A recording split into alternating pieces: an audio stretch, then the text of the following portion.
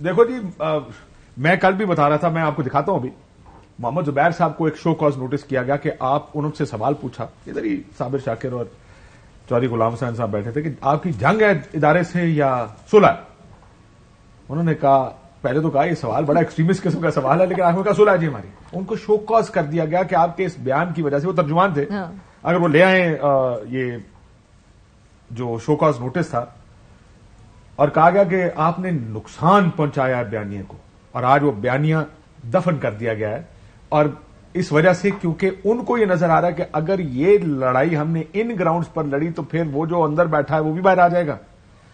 کوئی یہ نہ ہو کہ وہ اصل ان کو خوف اس کا بھی ہے جو تحریک انصاف اور عمران خان جیل میں بیٹھا ہے. نہیں تو دیکھیں، اور کسی زمانے میں پاکستان تحریک انصاف کے جو سابق چیئرمین ہیں ان کو بھی تو یہی لگتا تھا کہ آئی ایم میرے علاوہ کوئی اور چوائس نہیں ہو سکتی، مگر پھر وہ کیسے تیزی سے صورتحال تبدیل ہوئی. تو ایک تو پاکستان میں سیاست کے اندر جب تبدیلی آتی ہے تو وہ اتنی تیزی سے آتی ہے کہ ہم جیسے لوگوں کو پتا نہیں ہے.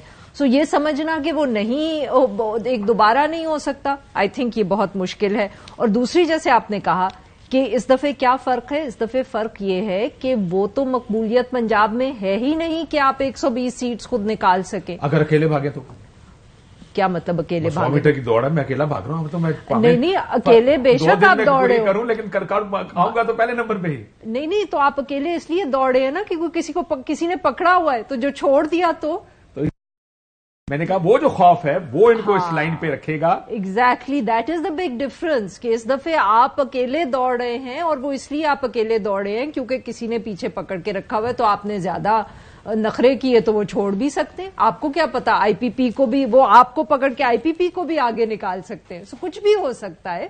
اور یہ میرے خیال میں پی ایم ایل این کو معلوم ہے. دیکھیں، ہمیں پنجاب کے اندر صورتحال کافی مشکل ہے. مطلب کہ آپ جس سے بھی بات کر لیں، ہم سبھی بات کرتے ہیں، گفتگو کرتے ہیں.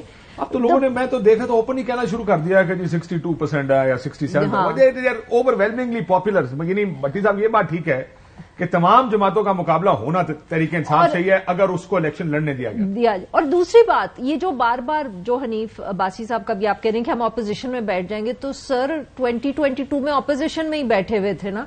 کن نے کیا سی کہ تسی آ کے حکومت سنبھالو؟ شوق ہی تھا نا.